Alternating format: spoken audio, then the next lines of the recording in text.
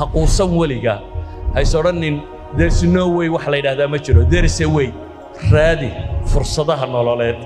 ha cabsan ee tijaabi oo riskiska qaado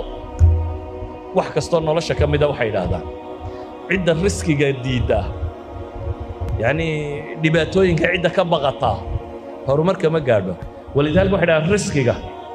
iyo profitku way wada socdaan soomaalidu maxay ku maamaahdaa barti yaqaan bari uma korodha bay yidhaahdaan waa yani waa niman challenge garaynaynin nolosha haddaad intaad taqaanuun ku warwareegtid waanad hore u soconin maaha waxay yidhahdaan guushu waa laba shay oo la isku daro waa fursadda